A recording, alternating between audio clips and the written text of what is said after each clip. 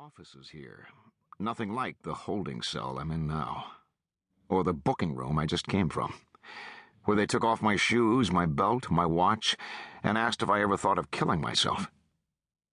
Never, until you showed up at my door. Would they put me on a suicide watch? They took 2 mugshots, 3 sets of fingerprints, and did a DNA swab of my tongue with a Q-tip. Even those were a relief after the throttle of the handcuffs. "Can you loosen them?" I had said in the back seat of the police car, my arms tied behind my back as if I were a bull about to be deballed. "I tore my rotator cuff last year, and my chiropractor says I'm not supposed to stress it." Silence. "I don't know if you heard me, but shoveling snow last year, I ended up with a torn—" "We heard you." They don't get judged on their manners, these guys. "If you loosened them just a little."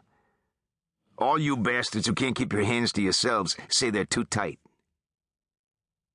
The driver's accent was heavy Brooklyn, as thick as a slice of Sicilian pizza. "That's the point." "I'm innocent," I said. "Does everyone say that, too?" "You know who I am, don't you? The shrink you called to keep the kid from killing his old man at the end of August. They wanted to name a street after me, and now I'm a felon?" No answer from the front seat. No one wanted to name a street after me, but I thought it would get their attention. I needed to find a joke in this somewhere. Bastards like me? My right shoulder blade felt as though it were being jabbed with an ice pick, and I needed to take a piss. This was not a joke. This was not a social call. 2 sounds you never want to hear: the serrated metal against metal of the cuffs locking, and the jail cell door clicking shut behind you. My new identity? B0307. My arrest number. Could they make an exception for me and add PhD to it?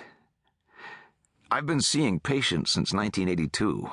I'm Dr. B0307, PhD. What seems to be your problem? Depression? Anxiety? Uncontrollable rage? Smoldering rage? Is your husband a schmuck? Do you want to kill your deadbeat dad father with his own gun because that's the only way you can get him to pay the bills? Does your kid want to drop out of Scarsdale High and flip burgers at Fuddruckers? Is your maid addicted to Botox? Come on in. Have a seat.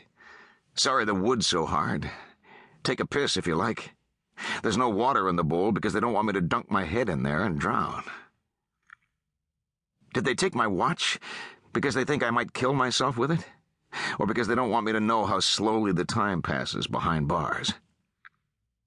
Will I be arraigned today or spend the night here? Will the judge set bail or send me to the real jail in Valhalla, next to which this place will seem like the Marriott? In myth, Valhalla is a hall where slain heroes are worshipped.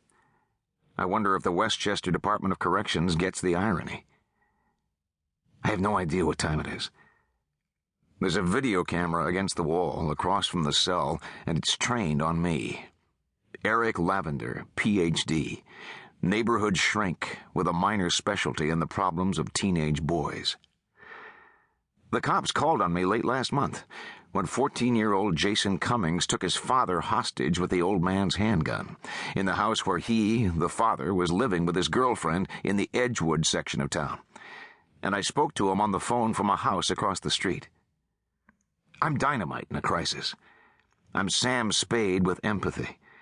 Al Pacino with a new-age bedside manner. The kid put down his gun and walked out of the house with his hands on his head and his Tommy Hilfiger shorts halfway down his butt. 5 minutes later, dear old Dad was ungagged and untied from his chair and arrested on the spot for failing to pay child support for 2 years. Last I heard, Dad is still in Valhalla, overdosing on irony. The turning point in my conversation with Jason, the point at which I knew we were home free, was when I told him that I had had a deadbeat dad myself. I poke my arm through the bars to see if I can reach the phone, which is bolted to the wall next to the camera on a tightly coiled cord that reminds